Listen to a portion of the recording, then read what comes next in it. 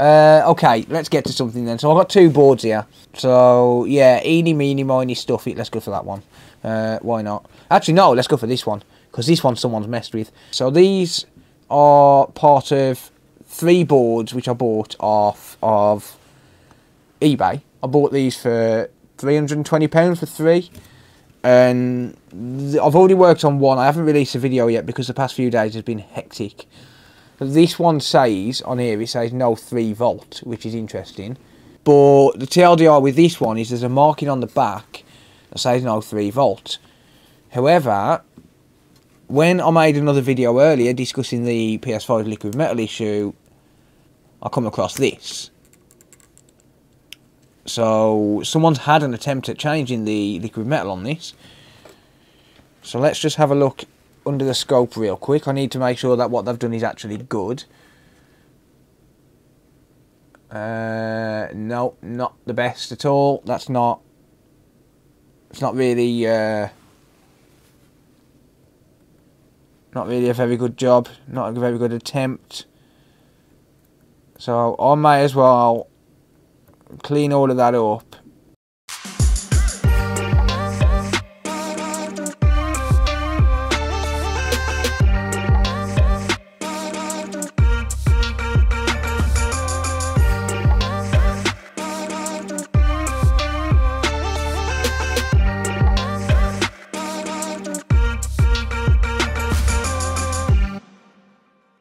Now I can do some tests. That is much better.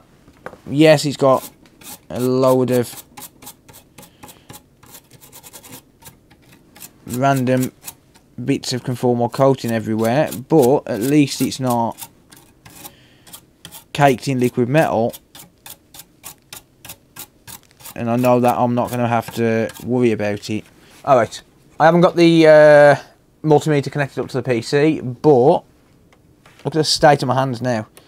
There was clean, I swear. Let's have a look what voltage rails we've got. So, do we get a 5 volt? Yep. So you can see it on the screen there anyway, up in the corner.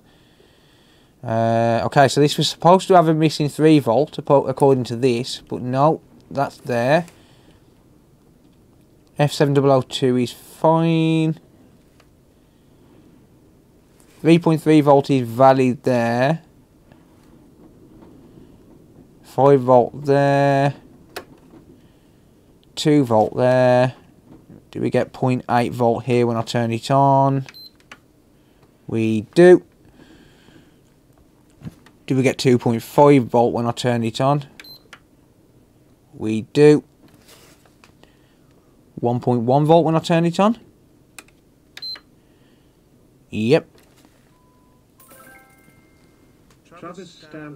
Choo choo, let's start a dono train. Let's start the dono train. Thank you, dude. Hey, Jess, thank you. We get 1.5 volts.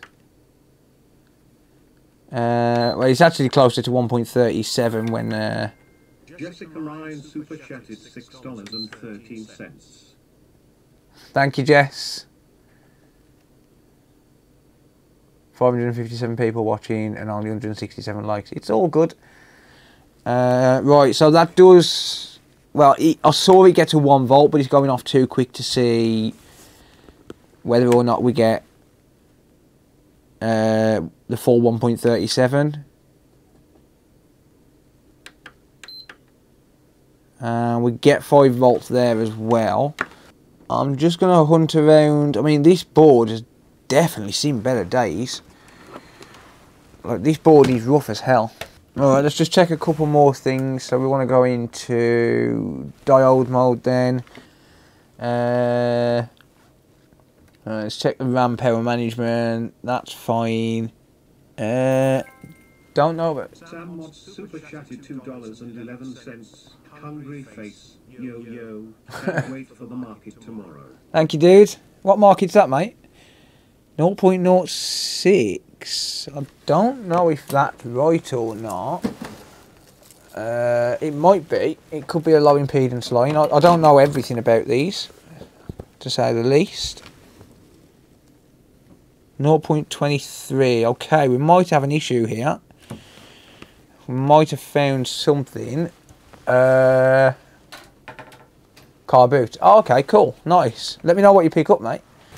We might have an issue here. So this area here I was testing. In fact, that MOSFET don't look great, does it? Doesn't look too clever. I mean, this area here is fine. We got 0.37 volt drop to ground, but this one here, 0.06. Okay. So we're gonna have to find that in a minute. This is what I mean about this red conformal coating now. It's just gone everywhere. 0.37. About F7502. Yeah, fuse is good. It's gone absolutely everywhere. That fuse is good. No short there. No short there. No short there. Let's have a look around the Wi-Fi IC.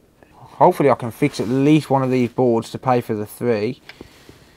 0.31. 0.4.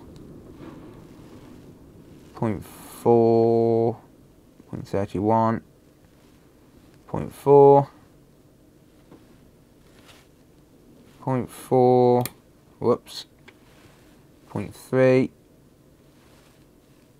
0.4. Did I already check that one? Yeah, I think I did. Yep, that's fine. Yeah, Wi-Fi area seems okay. So this is going to be a problem. The fact that, I mean, basing on the last board I looked at, and as you can see, as we get over to here, we're starting to see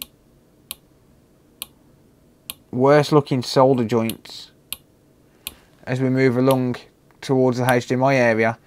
So this has had prior repairs on the HDMI circuit, and as we get over here, it's getting worse and worse and worse. And this is exactly the same as the other console as well. Yeah, someone's really gone to town on this board.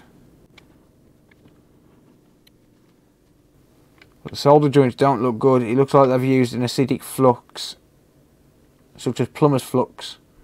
And it's the same situation on all 3 boards as well. That's the annoying thing. I might need to flick a new HDMI encoder on this.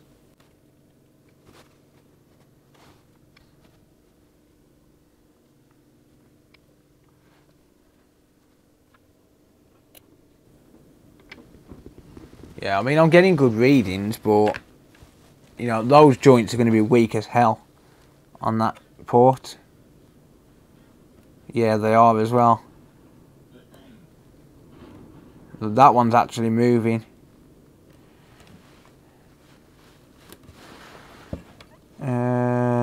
Ooh. It's the same over here as well, and this is the problem with cheap plumber's flux and things like that, with that a lot of amateurs use. I'm not really finding much else apart from the fact that the board's in a state. Hey, Mr. Turbovic. Thank you, dude. Turbovic 69 tipped $4.20. Did you see the article they did with you included online? I did, mate, yeah. Thank you for the tip, buddy. I did post a video about it earlier. But yeah, I did see it, mate. Right, okay. Yeah, this board is just... Honestly, this board is just shockingly bad.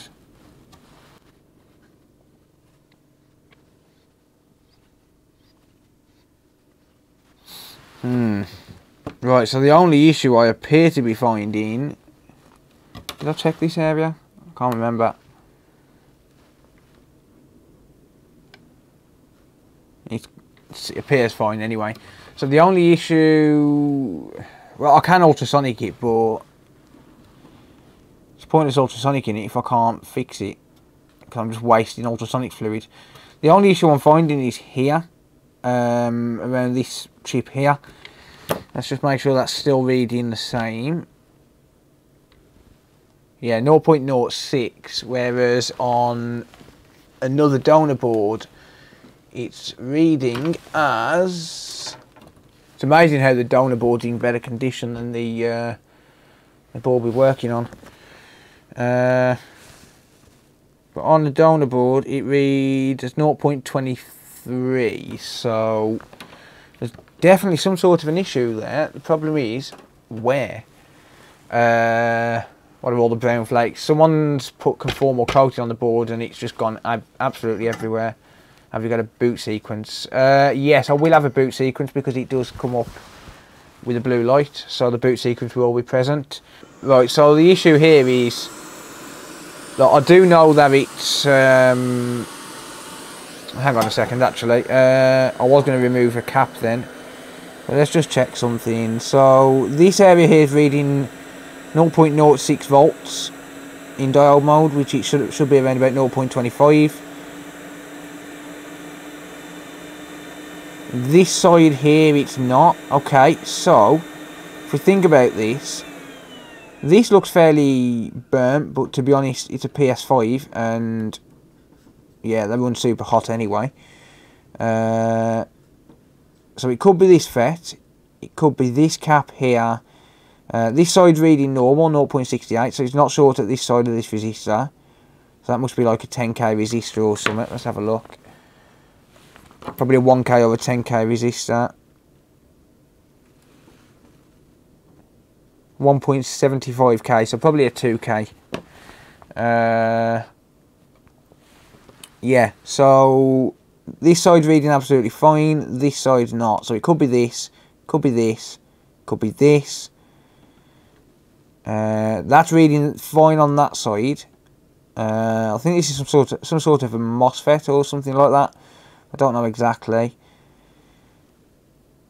but it does go through to the other side of the board as well. So let's just, I'm just going to see if I can locate that.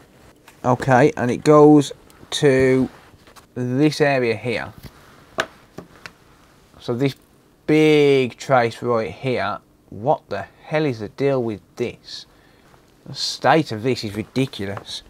Let's just, I don't really want to inject voltage because I don't know what kind of voltage we need on that line. So I don't want to inject voltage here.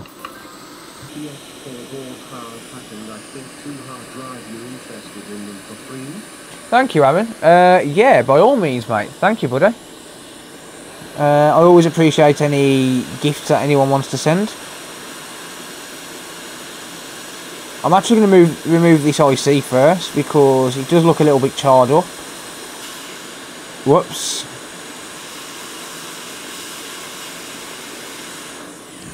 I can straighten that out later on. Not really concerned about that. Let's just have a look at this reading again now.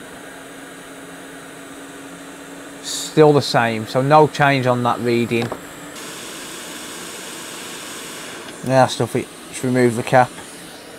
Still the same. I think I might be onto a rabbit hole job here with this one. Wait, is that a cap or a resistor? It looks like a cap, but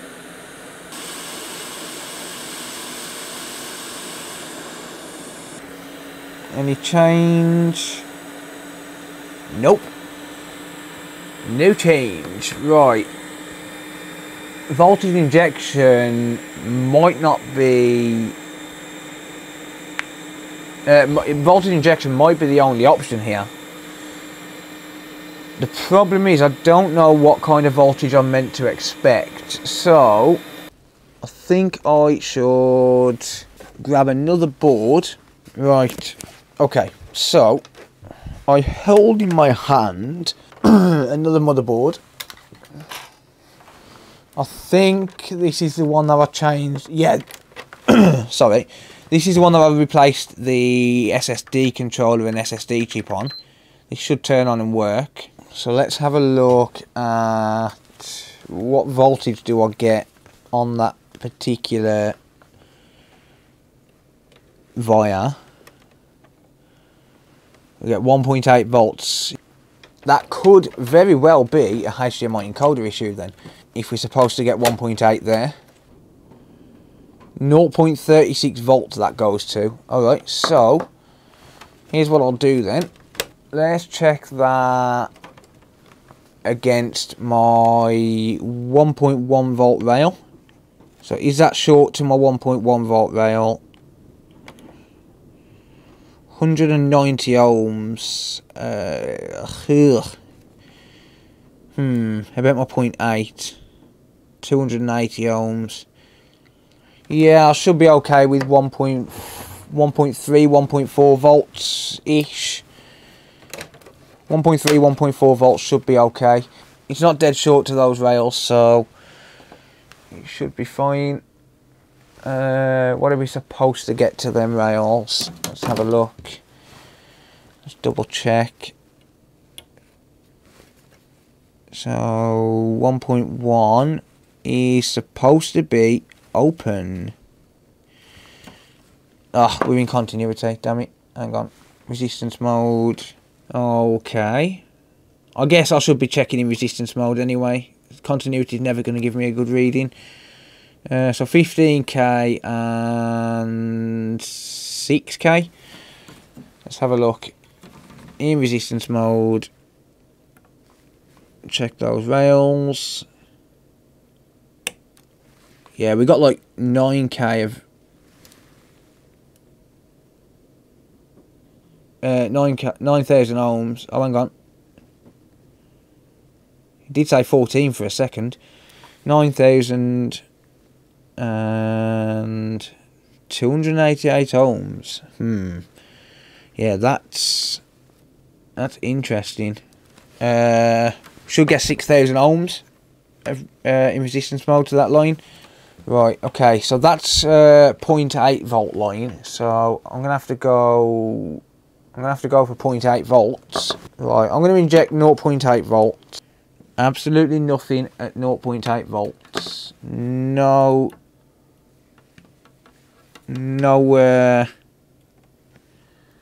current draw at all. I will step up slowly. 1 volt, absolutely nothing.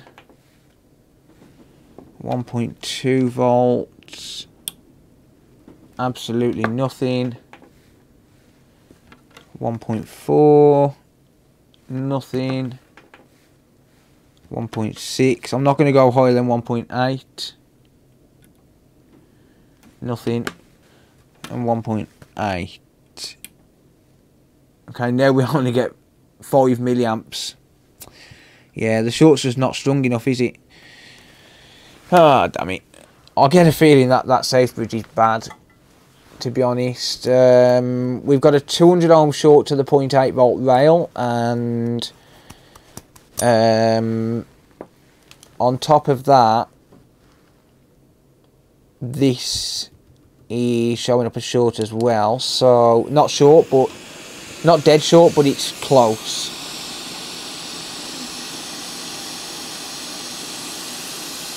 I'm going to remove the HDMI encoder first though, because it is a 1.8 volt line, and 1.8 volt does pass through the HDMI encoder, and that has been worked on. So that's my reasoning for removing this HDMI encoder.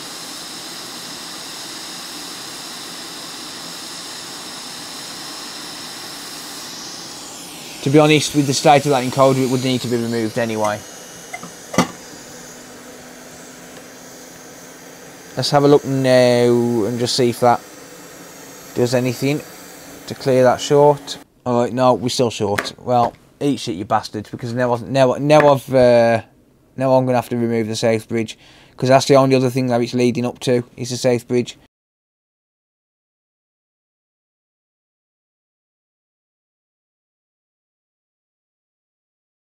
Let's clean that up. Let's check it again now. See if it cleared the short. So the reason I've removed the safe bridge next is because that's the only thing really that's linking the two lines together, I think. I'm not 100% sure, but I'm pretty sure that's the only thing that's linking the two lines together.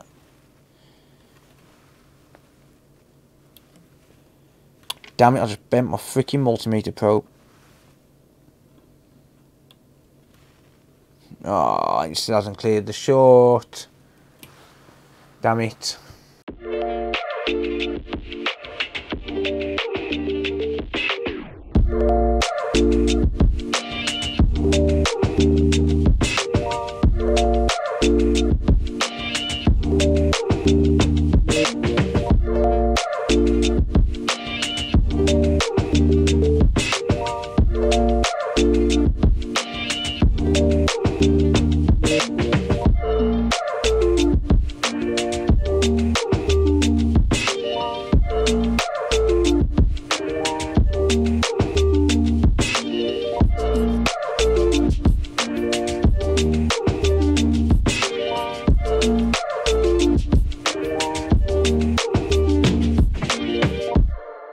Yeah, I'm not going to spot anything, am I?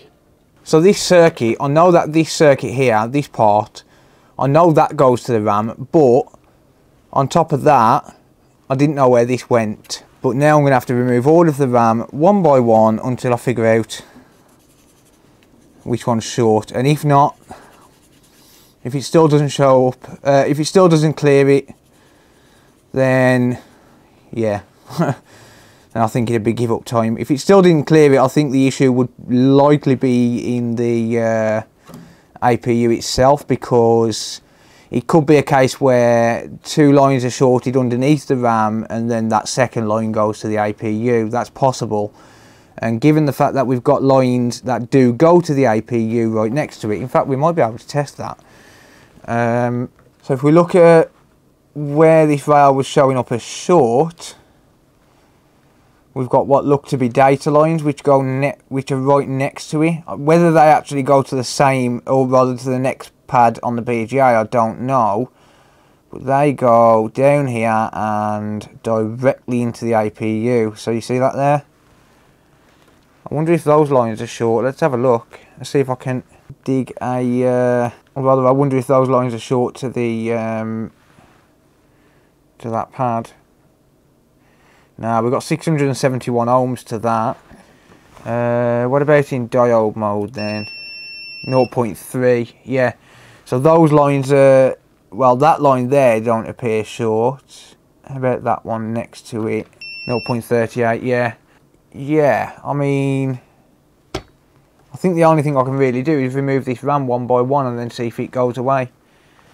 Well, actually, what I can do is if I remove just one of the RAM ICs, then potentially I can have a look where that trace goes and then see if I can figure it out from there. Does it work? Or are we going to end up replacing, whoops, are we going to end up replacing all of the rest of the RAM on Monday? That's the question. Or are we going to end up replacing all of the rest of the RAM on Monday? Or is it going to work? I will replace all the rest of the RAM just for shits and giggles. But before I do that, I'll ultrasonic the board tomorrow as well. It won't work, it's the APU. It's always the APU to you, isn't it? Oh, no. Wah, wah, wah. Well, you could be right there, mate. You could be right. Oh, well. I think I'm going to leave it there, guys, for tonight. It's 2:45 AM. I spent way longer than I should have done on this. Everyone, thank you for the support. I really do appreciate it, honestly. Yeah, genuinely appreciate it. Absolutely amazing. Lance has been absolutely amazing. Gifted 25 or 30 channel members, which is absolutely insane. Thank you. Really appreciate it. All the donations, the super chats, even just the contributing. It's awesome. Thank you, guys. I'll see you all Monday. Take it easy. Good night.